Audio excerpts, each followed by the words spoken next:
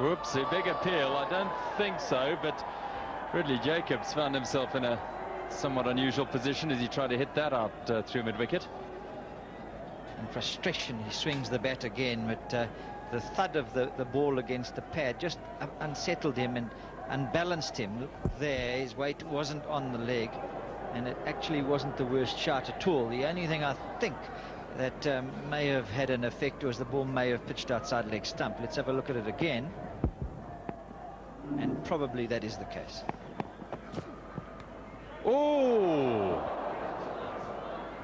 There was a sound there, wasn't there? As though it might have been an inside edge. Another fine delivery from David Terbrugge. And yes, no signal from Cyril Mitchley, so that was a chance. Ooh, a thick inside edge, and yeah, he just touched it with the bottom edge of the glove. It was a very, very difficult chance. Appeal for LBW here. This is a pretty good shot. And has the finger gone up? No. Well, the batsman must get very twitchy with umpire Mitchley there, because the finger, I think he must have called not out though. And so... Yes, this pitching just outside the off stump, coming back at the right-hander. Hits him on the roll, is well forward. And if you're going to be consistent, you can't be giving those out too easily. Another shot for LBW. Oh, and that hit him low down. But, I think umpire Shepherd might have decided that it was slipping away down the leg side because of the angle from which it had been delivered. Yes, when you see how wide he is of the crease, and he's a right-hander, so the ball is coming in sharply from the offside, and really that's still got another meter to travel, and within that time it's going to slip down the leg side.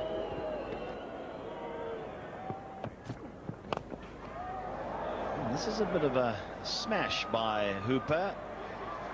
It won't go to the boundary because he didn't get it well enough, but they're looking for the third. His runner, Philo Wallace, has got a race, but they make it. Too short from Terbrugge and too wide as well. Beats Jonty Rhodes, but Donald is there to tidy up behind him. There it goes. There is a man at deep mid-wicket, but there isn't a man at long on. And Harper's hit that over him, even if he had been there. And the 50 partnership comes up with that blow. He is such a clean hitter of the ball straight. That didn't go exactly straight. He used the turn on it to put it away. Oh! Cheekily and delicately played.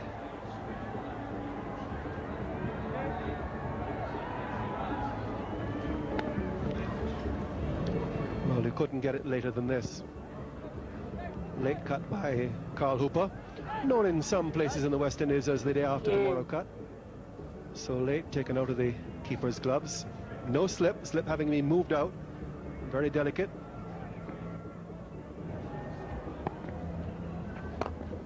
Driven hard through the covers for magnificent stroke.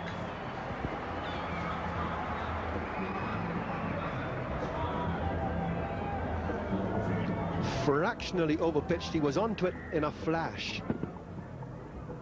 Everything into that. And perfectly played. That right leg goes out to meet the ball. Right out it comes. The bat straight through it.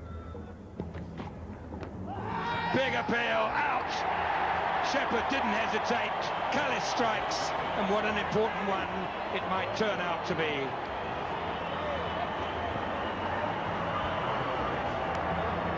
Well, they've been a long time for that wicket. Good delivery, and Hooper hopping around. Virtually a Yorker length delivery. Well, not quite Yorker, but anyhow, brought him forward. And hit seemingly on the back leg. Whatever it was in front of middle. And Hooper goes for 34. Very good partnership, restorative partnership for the West Indies. But the specialist batsman is the one who goes for 34. 148 for 6. So the South African supporters here are now woken up from what might have been a a bit of a slumber as Raul Lewis makes his way to the crease. Edge, good stop from Cullinan, very good stop. He's gone a little wider at first slip and had to go to his left, which isn't a natural thing for a first slip to catch it. Well, caught it. Just a word or two from Simcox to reassure the West Indian wicketkeeper that he wants to get him out. And there, straight off the knee roll, as you can plainly see. The catcher didn't get excited.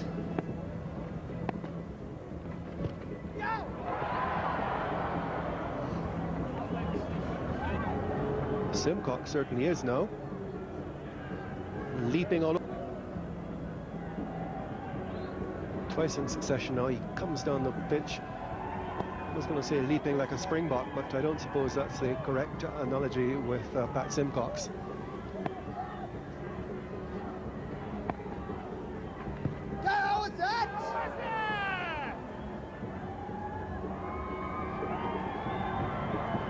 It's all happening. It's all happening, but nothing's happening.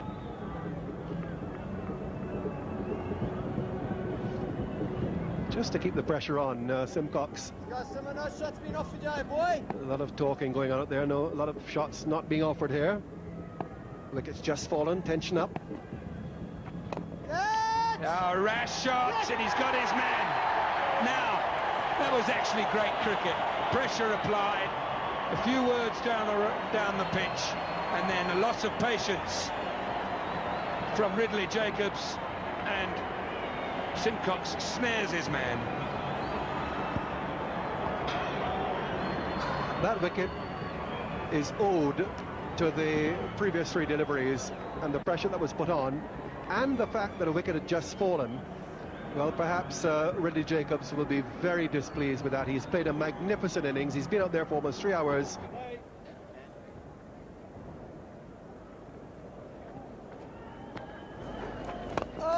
And immediately hits out first ball after tee. Well, that's an amazing shot, and it's going to bring him, I think, 4 runs. It does indeed. A chase for mid-off, but he doesn't get there in time. Oh, what an extraordinary start. Yeah, well, this is real Caribbean stuff. It's the sort of stuff that we've been saying and regretting that we've been missing because of the discipline of the batsman hitherto. But look at that first ball, not even a sighter, and over the top it goes. Remember, he's a left-hander. The ball could have bounced in the rough.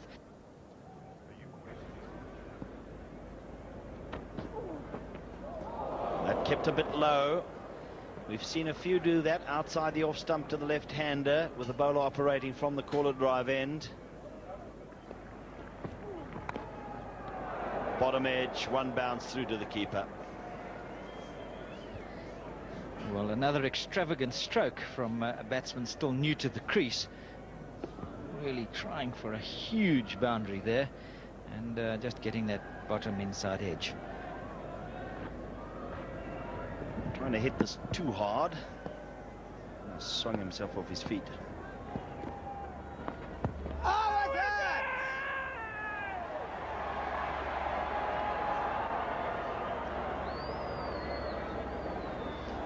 Oscar, Simmer, Oscar.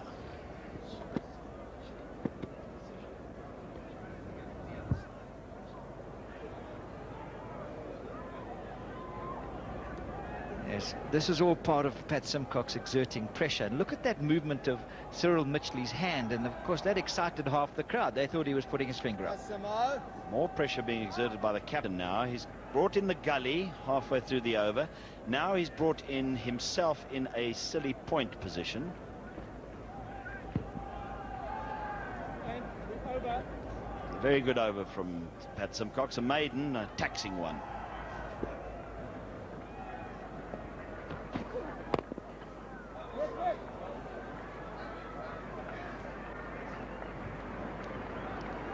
Quite firmly hit by Raul Lewis, but Cullis dropped a hand on it.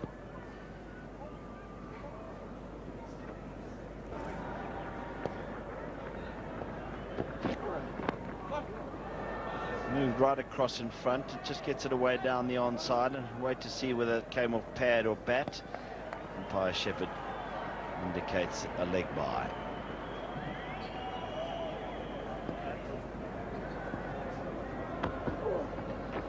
Oh, suddenly Nixon McLean has a rush of blood again. He had one immediately after tea. He hit the first ball from Simcox for 4.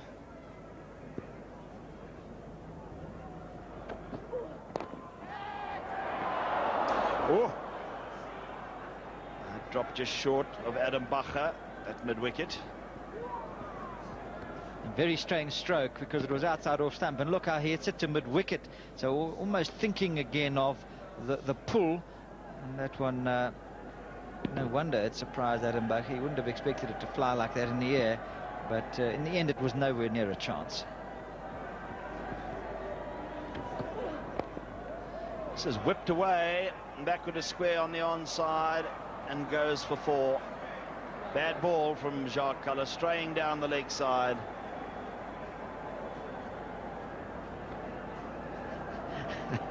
And I think Pat Simcox was glaring at the police dog. He thought he might have had a nip in the ankle as he went around there. You watch, the police dog will come into play just about now. Oh.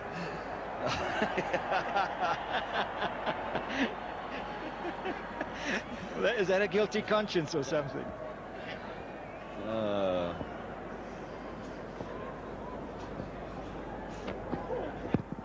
Peel for LBW.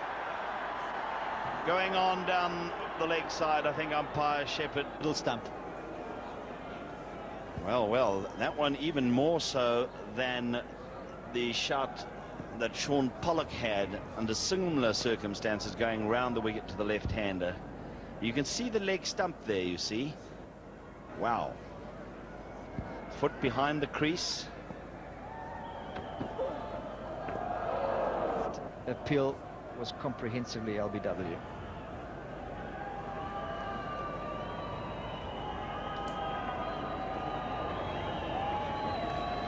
Generally regarded.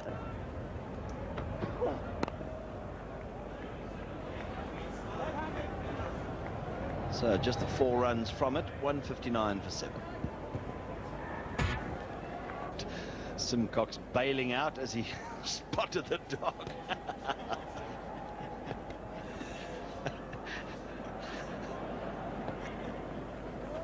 Oh, This is nicely struck through the covers, and it's going to be 4 runs, I think. Very handsome shot indeed by Raw Lewis. Yes, the impressive thing about the players that are new to us so far, Raw Lewis and Ridley Jacobs, is that they both can handle the bat, and that was a classic cover drive.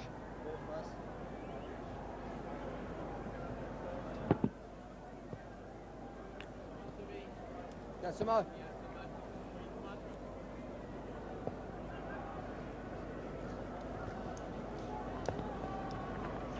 Whoa, I like it, I like it. Then look more comfortable.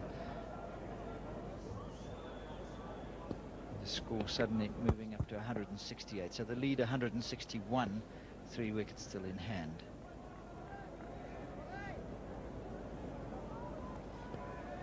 Danny Becker with the 3rd new ball, 2nd new ball. In the air, but wide of the mid-wicket. And now hesitation by the batsman. Plenty of time to take the 2nd, but I think the batsman was so alarmed that he spooned that in the air and got away with it, and then there was confusion. Hansie Cronje wasn't quick enough at getting it back, so they ended with 2 runs. It's 170 for 7. There's the flighted one, and he's out, caught slip by Cullinan. Good bowling. The temptation was there. Delaying the new ball worked, as David Richardson suggested it might. Well bowled, Patrick Simcox. 170 for 7. Yes, well done, but yeah, as much as anybody. And just look at this, a little bit of extra flight, and Nixon McLean just can't resist. It turns sharply out of the foot marks, and Darryl Cullinan takes a simpler catch. And a little bit of ballet.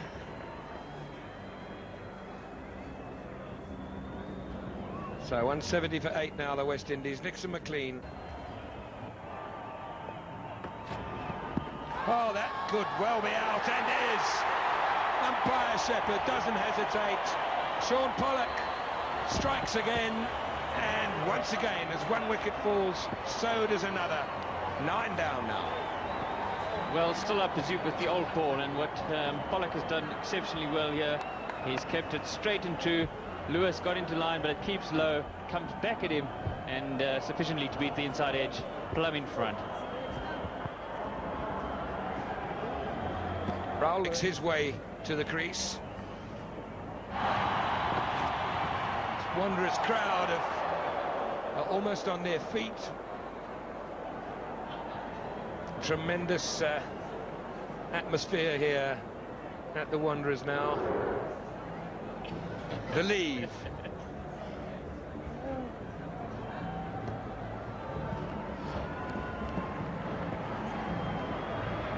.163. The overall lead for West Indies. Sean Pollock needs just one for 100 wickets. And that's it, I think. Yes, it is. He's got there. Great bowling from Pollock. He scored 1,000 runs in Test cricket. He's now got 100 wickets in Test cricket. So did his father, who you saw applauding him there. He joins him as only 2 father and son combinations as we watch it.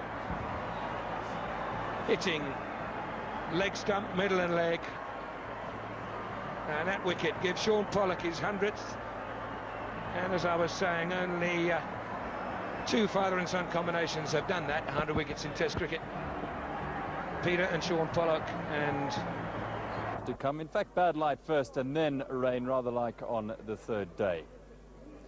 So that's the West Indies scorecard. A really top-class effort by South Africa in bowling them out today. 20 without loss overnight they started, and South Africa removed 5 wickets, 5 batsmen before lunch, 2 between lunch and tea, and then match beautifully set up for a finish here at 49. Donald, Tabrugga and Callis all bowled very, very tightly, and Pat Simcox did a fantastic job, 3 for 43. So that's the match situation. 164 needed for victory. It's going to be a mighty tense day here at the Wanderers. Absolutely perfect day, as you saw there. Blue skies, not a cloud in sight. So here's Curtly Ambrose on the final morning of the first test to Gary Kirsten. Immediately a very good delivery that had Gary. This is past the short leg. In fact, it's backward a square, and they'll be able to get 2 runs. So Adam Bacher opens his account. Oh, short, and dealt with rather well by Gary Kirsten.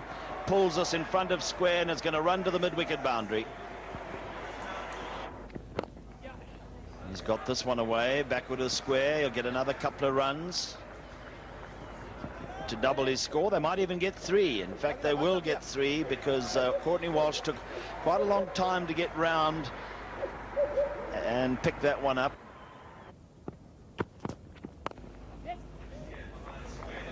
Just behind square, down through the gully area, and they'll get 2. Running very, very quickly.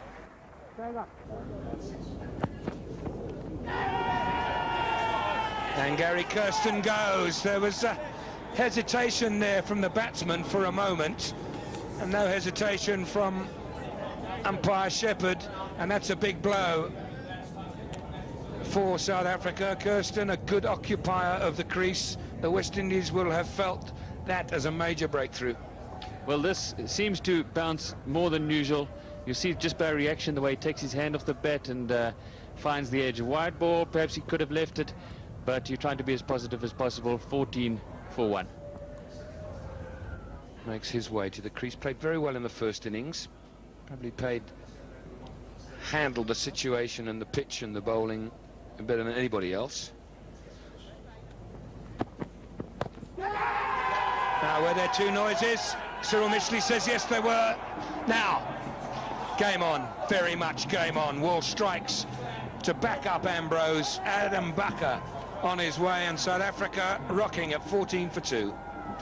Well, credit must go to Brian Lara here, just putting that little bit of doubt in Edenbacher's mind, perhaps, bringing the man short in on the offside. He tries to cover the off stump to a too great a degree, ends up playing outside it, gets the inside edge onto the pad and straight to short leg.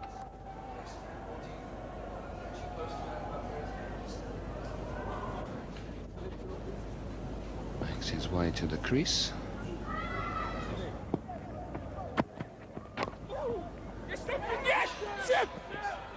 If he needs to hurry, there was hesitation in terms of Cullinan. And Cullis was very happy to come, but Cullinan, I think, might have still been thinking about what the ball did. That's 2 legs. Yes, he looks at Jacques. Perhaps Jacques' call not as loud as he would have liked. I don't think there's one to slip. There might be one now. Yes, there is. Oh, what a... That's one way of getting a single.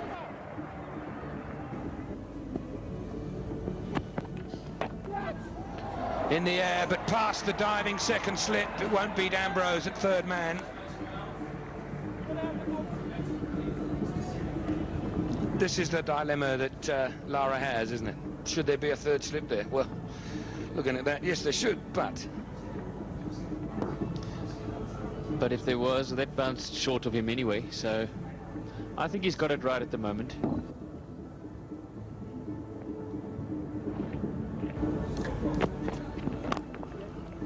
oh, that's a good shot. He's worked that with his wrists from outside off stump through a vacant mid-on area. A comfortable 3. Well played. And just because of that, I'm pretty sure that next time Daryl Cullinan is on strike, Lara will think very seriously about bringing a mid-on into position.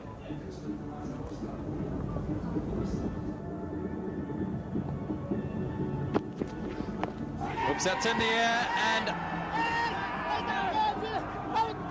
the West Indians are beseeching umpire Shepherd to give Cullis out.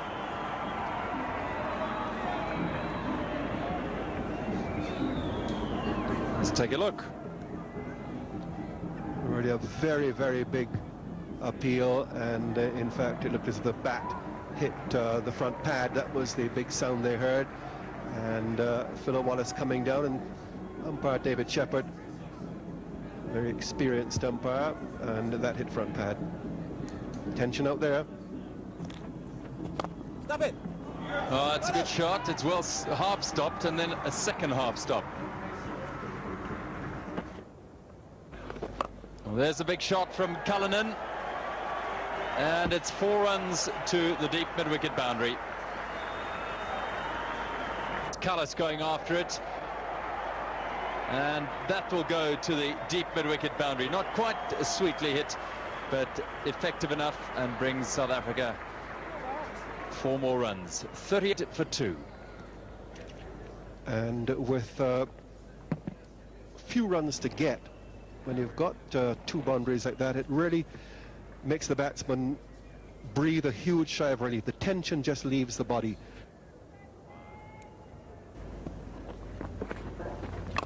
Another big shot, that's in the air. Walsh is running back. Oh, and he's missed it, but a terrific attempt. In fact, it was Nixon McLean.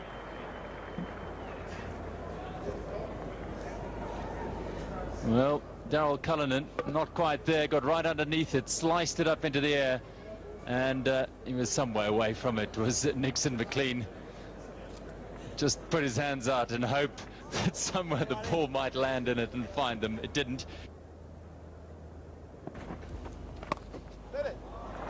That'll be 4. That's a good shot. Everything right about it. Lee Irvin will describe it to you. Well, the mindset of trying to dominate sometimes does take the element of risk, and Daryl Cullinan started it by hitting over the top, but this really was a class shot, hitting it with the spin, obviously reading it that it was the leg spinner, and then guiding it into the gap. A really classy cricket shot. Rock and roll. That'll just be 1. I hope. Well, it was only ever 1. And the effort to think that there was 2 nearly turned into awful mess up with Jacques Cullis slipping. More of that in a moment. 45 for 2.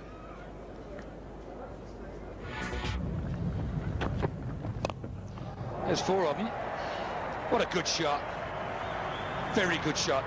Well, this is the reason that Nixon McLean has been held back, is that he tends to be a little bit loose. He drops them a bit short, and on a pitch that is so slow, that's cannon fodder. But Daryl Cullen, and full marks to him for getting back so quickly. Look at it, you know he's looking to hit, and he just leans back and smashes it over mid-wicket's head. Ball rolling into the new stand. Of course, Nixon McLean is still loosening up, and it's not going to be made easier by a stroke like that.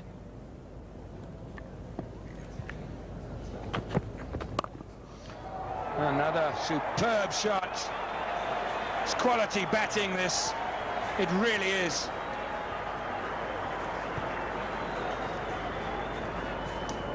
South Africa have passed the 50 mark. He hits it down into the ground, and then it passes the diving Chanderpaul.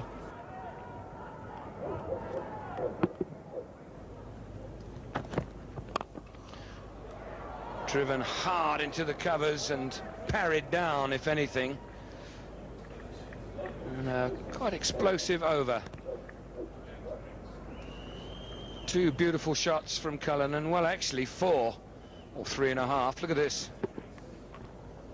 See how he's really looking to get after Nixon McLean. In fact, all of the bowlers, and exert his dominance.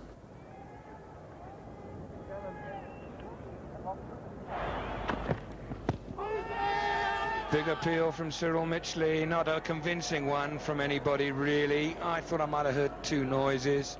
Just didn't look right, did it? Yes, but it'll do Nixon McLean some good to be able to appeal, and just the fact that he beat the bat will give him some encouragement, and certainly he is hurrying the batsman on a little bit. You can see he wasn't far out of the crease in the end because he went back first, and he's by far and away the quickest of the West Indies bowlers. He's got the full stride in there, but from way behind the popping crease. That's a good shot. I don't know the timing's perfect, so it might not get there, and doesn't. And a quick release to stop any thoughts of a 3rd run. Well, that was excellent fielding by Brian Lara.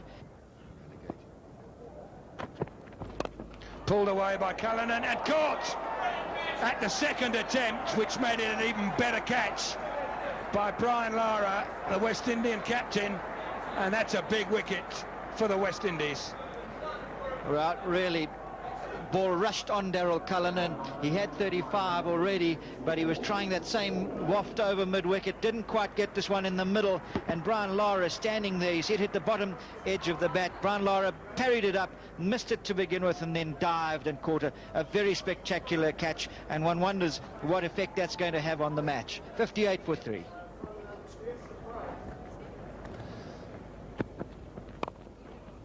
It's nicely played by Cullis. They'll get 2. Chanderpaul running for it. He's quite quick across the ground.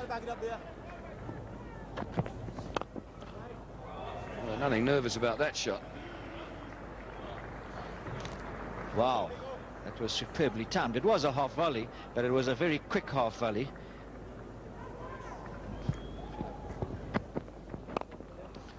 That's a nice shot from Cronje. He's hit 2 or 3 in the middle of the bat without piercing the field. That does, and gets him off the mark.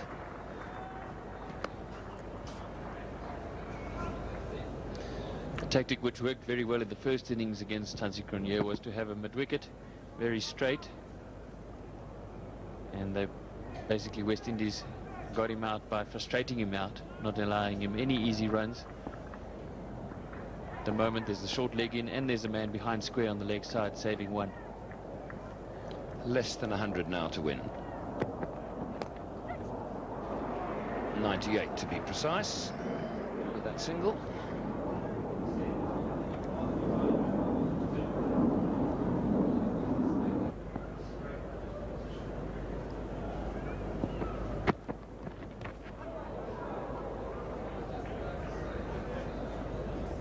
Just wonder if he had in his mind initially a pull shot, then decided against it. You really have just a split second to make those kind of decisions. Then dropping the wrist, I thought that just went through his mind that he would make the pull shot, and then there it goes.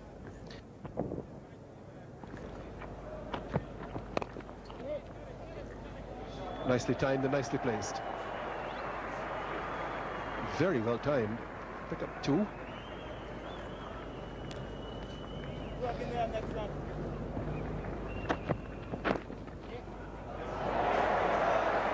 Again, the timing is good, and Lara will just get there. This time they'll come back for a third.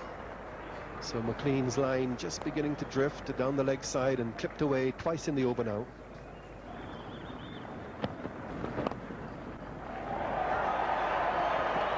There's that mid-wicket vacancy, and they'll come back for 2 and then get a third quite comfortably. Chanderpaul is the fielder.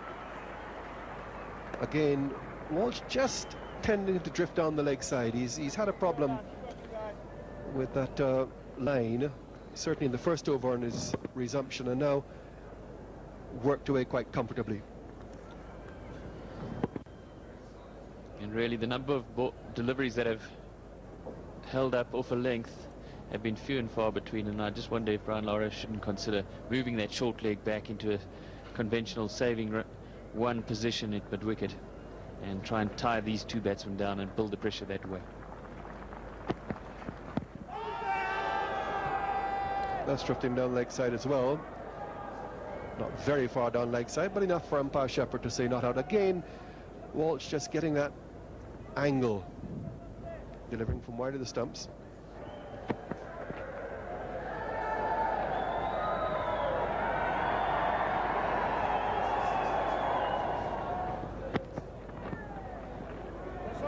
Double bluff down the leg side. I think Walsh a little bit tired. Players go to lunch. 77 for 3, 37 overs have been bowled.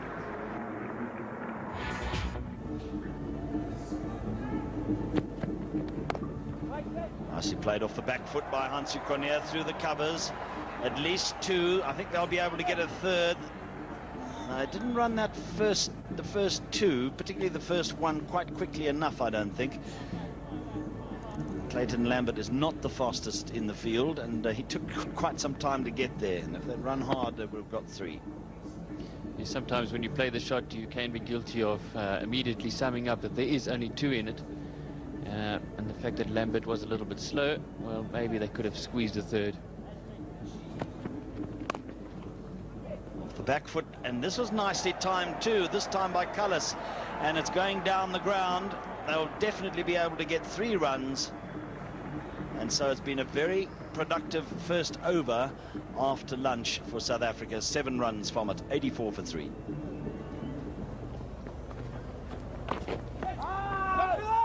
Hansi Cronje wanted the run.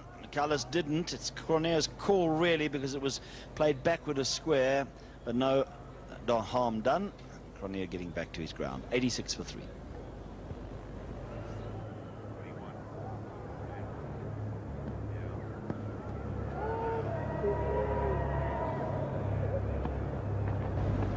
Full toss, but hits straight to mid-on, and they're going to run, and they make it quite comfortably enough.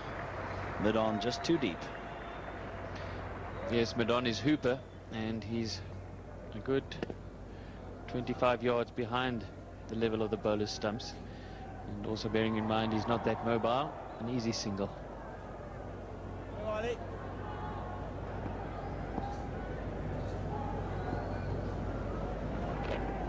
Down the track, beautiful hit, straight back down the ground, couple of bounces, 4 runs.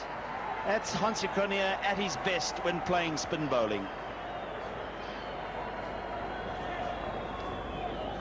Very good shot, uses his feet to get to the pitch, but as we were saying just moments earlier, if he's going to bowl from around the wicket into that rough, he's got to bowl it about 6 inches wider than he is at the moment. You'll see there, just pitching in an area where it's not as rough. Lovely footwork, though, by Hansi Cronje to get to the pitch. If he doesn't get to the pitch, of course, it's still going to turn from that rough, even if he hasn't hit exactly the right place, and he could be left stranded and stumped. Now they've dropped a man back onto the boundary at long on, so he just knocks it away on the onside and will get a single for it. There's definitely a little more urgency about the South African batting after the lunch interval. They want to get the task done.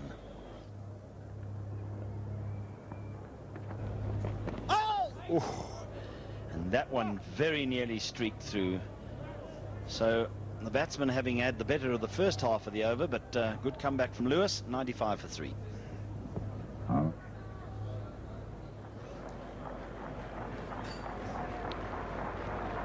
To Cronje. No ball, and Cronje forces it straight into the hands of mid-on. Now, do we believe that Hansi Cronje played that shot a little more forcefully because he heard the no ball call, or not? Never, Trevor. There's no chance that he can pick up the call. And there's no doubt about the no ball, but things are just not going West Indies' way at the moment. A good catch taken by Philo Wallace.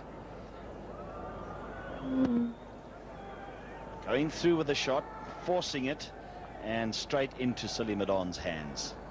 Well, Courtney Walsh, we've seen in this test match, whenever he goes round the wicket, Curtly Ambrose, he has struggled. He's bowled no balls.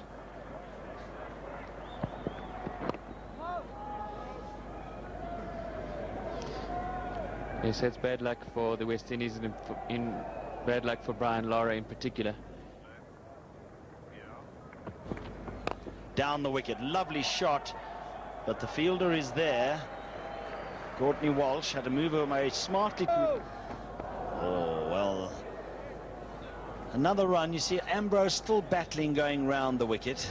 Can't quite get it right. And these are valuable runs, and that could have been 5. Because Hansi Cronje will be very annoyed with himself that he didn't get onto this short one. Yes, playing too soon, Cronje. Big no ball. But he sees through with a shot, then the ball comes and hits him in the midriff.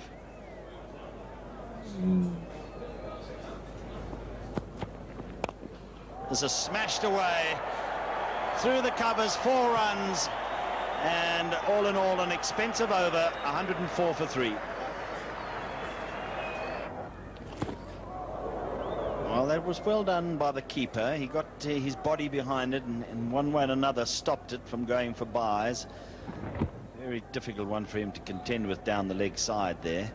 Callis will feel that he might have lost out on that, although there's a man backward at square on the boundary and one at mid-wicket. Now he cuts. Lara's there, jumping away to give himself room.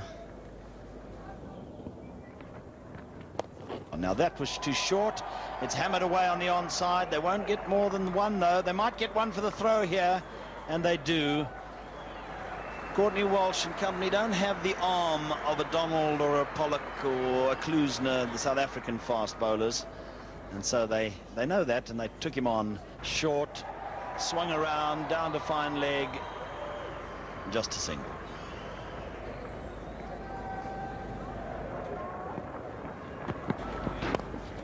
That's not going to be the case this time. This is nicely played away through mid-wicket by Jacques Callis, and it's going to go to the boundary. The runs are a-coming. Again, very nicely timed by Jacques Callis. Notice how he opens up on the leg side, places it perfectly. But Walsh, well, the mind is willing, but the flesh is weak. There's 1, they'll push hard for 2, and they'll get it. Well, Nixon McLean's had an indifferent time in the field. And this is mainly due to some really good running between the wickets. Oh, that is a wonderful shot by Jacques Callis. Just had to make sure it went in the right area. It did. But playing on the up, 4 runs. Well, a huge shot, and it's just another indication of the South Africans' confidence now. You don't often see Courtney Walsh being driven on the up like that.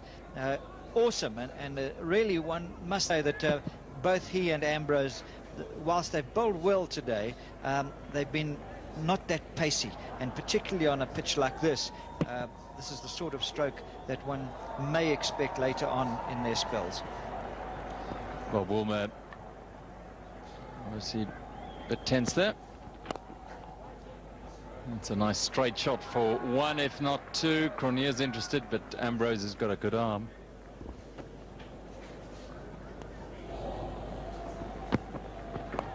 Well, that's in the air. Now, is there someone underneath it? McLean has taken it. And that is a crucial blow. Cronier caught McLean, bowled Walsh. And he's out for 31. And Walsh gets his second wicket of the innings. And it's 124 for 4.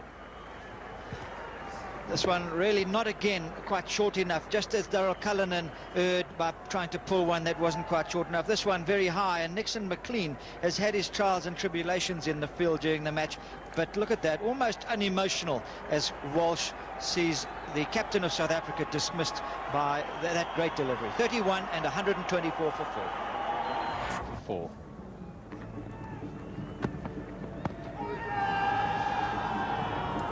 Big shout, particularly from the bowler. Jonty Rhodes hit between the pads as he tried to turn it to leg. Slightly jumped, and it gave me the impression that the ball was going a bit high, but instead it was probably going down leg. It hit him above the knee roll. That's not necessarily vital. Watch here from the side-on view that you will see how high it is.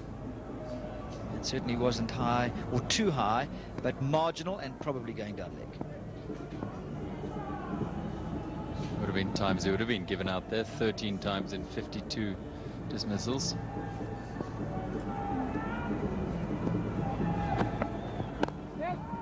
Good positive shot. One of the strengths of Jonty Rhodes throughout his career has been, no matter what happens the ball before, it doesn't worry him. He plays each ball on its merits, he puts these things behind him, and look at that stroke there, really perfect. He's standing still more than he used to when he plays the shot. Brian Lara racing after it, but not able to avoid Jonty Rhodes getting his second run.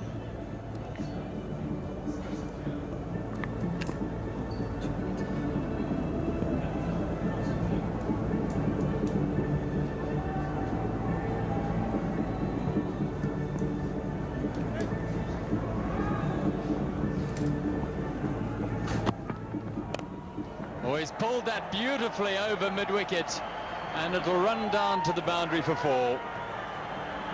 Well, I was fascinated by Brian Lara's field placing before that ball. He sent Curtly Ambrose out to deep long on, and instead this one was hit squarer by Jacques Kallis into the huge vacant area. You just saw Curtly Ambrose in the bottom of your picture as that shot was played. But a nice stroke indeed. Simply, there's not enough pace in the pitch, and there's not enough pace in Courtney Walsh for him to bowl deliveries like that.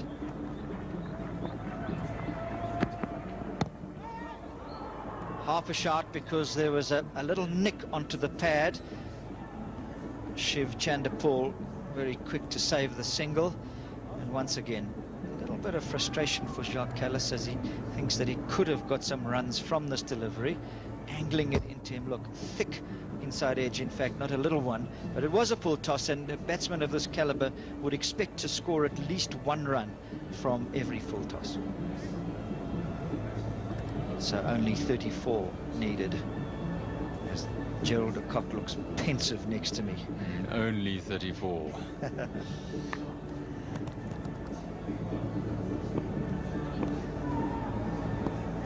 Doesn't dampen the spirits of the West Indian fans. Here's Lewis around the wicket. And a no ball. Well, this is interesting. In the past, there was almost no incentive for the batsman.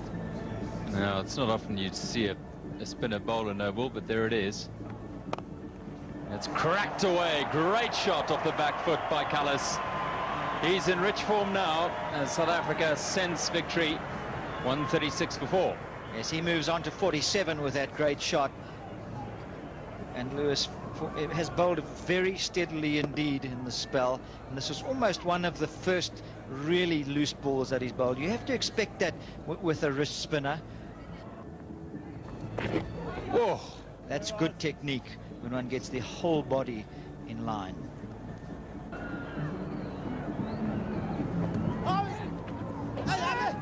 Rhodes scampers down there. How good a run that was, I'm not sure, but he got in. Well, is John D. Rhodes going to be able to do this when he's 36? I don't know.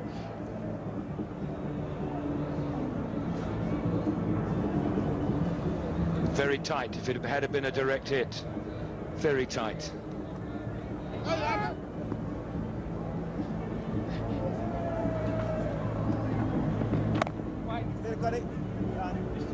And you saw in that shot there, Jacques Callis, he also had to go some, because had they thrown to the bowler's end accurately, he would have been in trouble.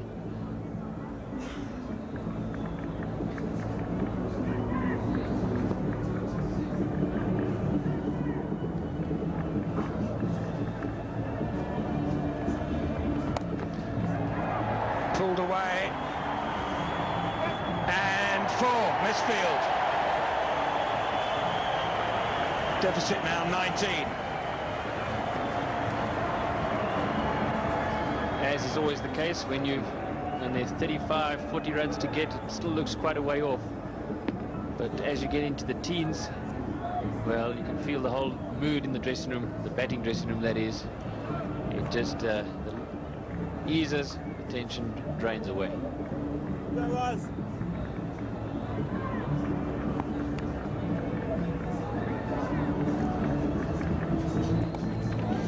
Swept this time, only 1.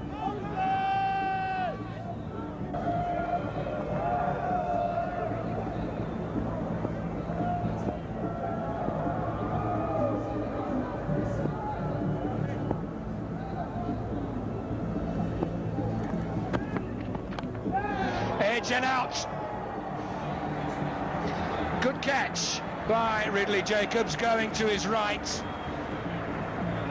I fear that it might all be too late for the West Indies, but Rhodes goes. I was just about to say that in this innings, Courtney Walsh hasn't really been able to move the ball away from the right-hander, and true as Bob, he gets this one to angle in, but then move away sharply off the seam. And good catch again by Ridley Jacobs. So Rhodes goes. Oh, it's come back an awful lot. Too much, I would say.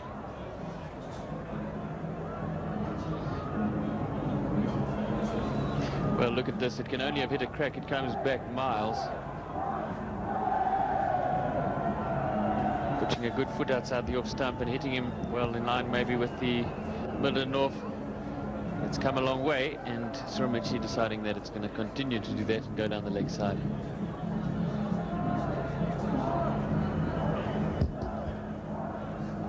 Also a little bit high.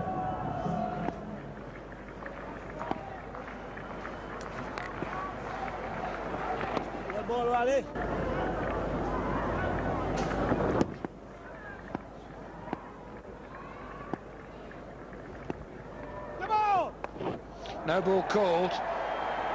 Pollock gets onto it, and 4.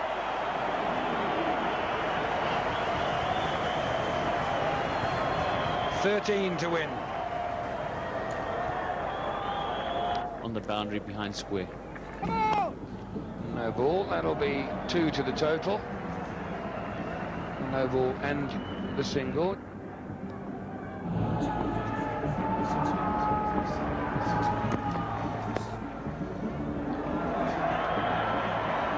One down to third man. Cullis wants second. Ah, that wasn't great cricket.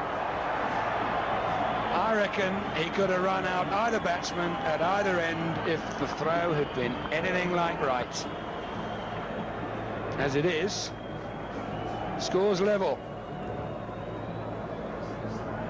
Yes, Pollock is a little bit naughty. He saunters through for the first one, and Lewis, seeing that, throws to the bowler's end, but everyone has just gone to sleep a little bit. No one taking the stumps.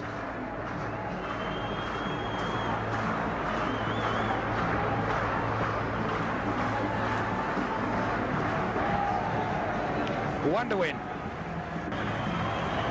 And all the crowds who've been hovering in the back of the dressing room are now coming out onto the players' balcony to see the final single.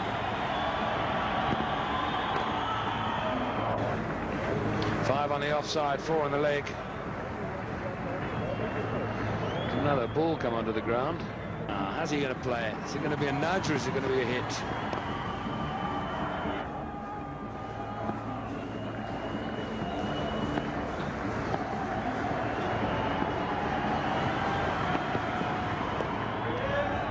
No, it's hit a full toss. I couldn't believe it. I thought it was 4. Then I thought it was just none. As it is, he's turned a full toss straight to backward square leg, and Pollock departs with the scores level. Well,